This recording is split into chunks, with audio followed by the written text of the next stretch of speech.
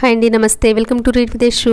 నిన్నటి భాగంలో ద్వాదశ జ్యోతిర్లింగ ప్రాదుర్భావ చరిత్రలో భాగంగా సోమనాథేశ్వర, మల్లికార్జున జ్యోతిర్లింగాల గురించి చదువుకున్నామండి. ఇవాళ మహాకాళేశ్వర జ్యోతిర్లింగం గురించి చదువుకుందాం.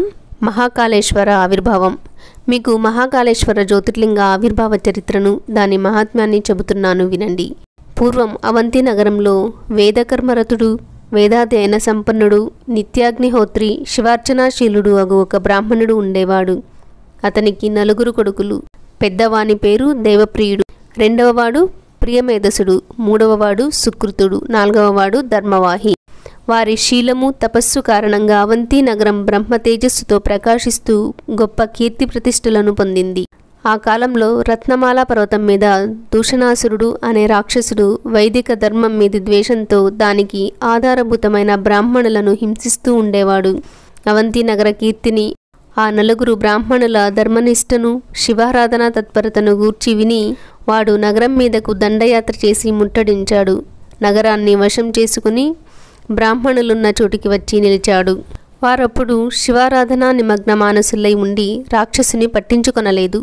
బ్రాహ్మణుల నిర్లక్ష్యానికి మిక్కిలి కోపించిన అసురుడు, ఈ బ్రాహ్మణులను చంపండి అని భటులను ఆజ్ఞాపించాడు.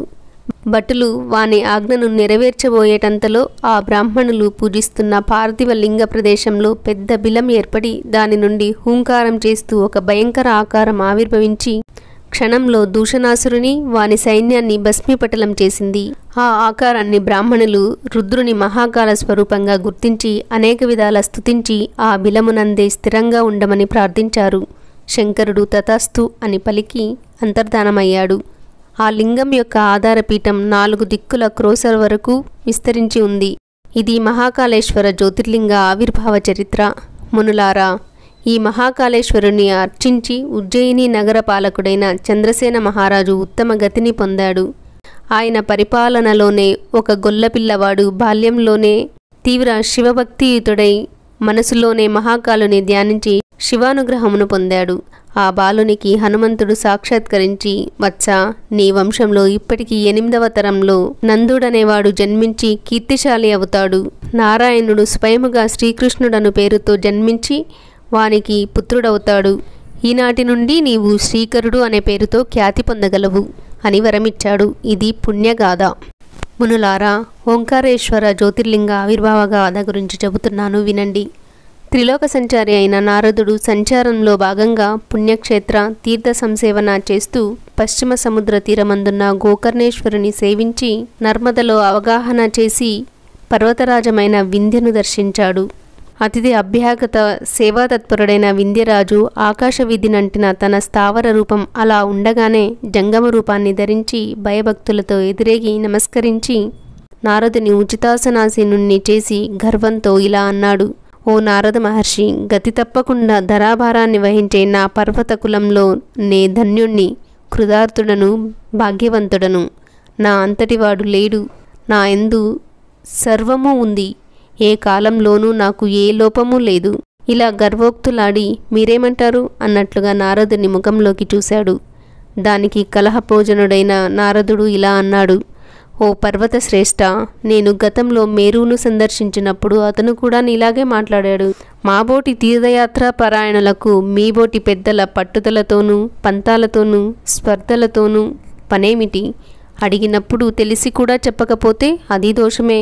మీ ఇద్దరు అంతరంగములయందు ఎట్టి భావము కలిగి ఉన్నారో ఆ విషయంలో తారతమ్య వివక్ష నేను చేయలేదు. కానీ లోకం మాత్రం మేరువును దేవతా స్వరూపంగా భావిస్తోంది. అతను నీకంటే ఎత్తైనవాడు కూడా. ఇలా పలికి వెళ్ళిపోయాడు నారదుడు.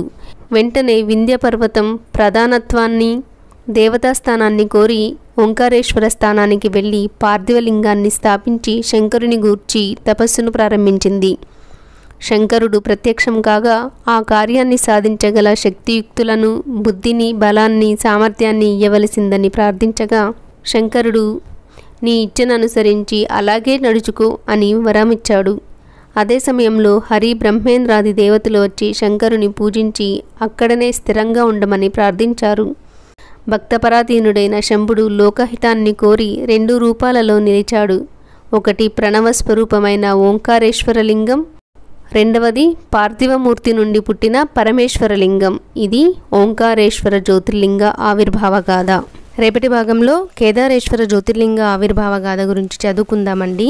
ఈ వీడియో ఎలా అనిపించింది కామెంట్ చేయండి. నచ్చితే లైక్ చేసి ఇలాంటి వీడియోలు వింటారు చూస్తారు అనే వాళ్ళకి షేర్ చేసి సబ్స్క్రైబ్ చేసుకొని ఆల్ నోటిఫికేషన్స్ ఆన్ చేసుకోండి. థ్యాంక్ యూ ఫర్ వాచింగ్ అండి. సర్వం ఉమామహేశ్వర పాదార్పణం.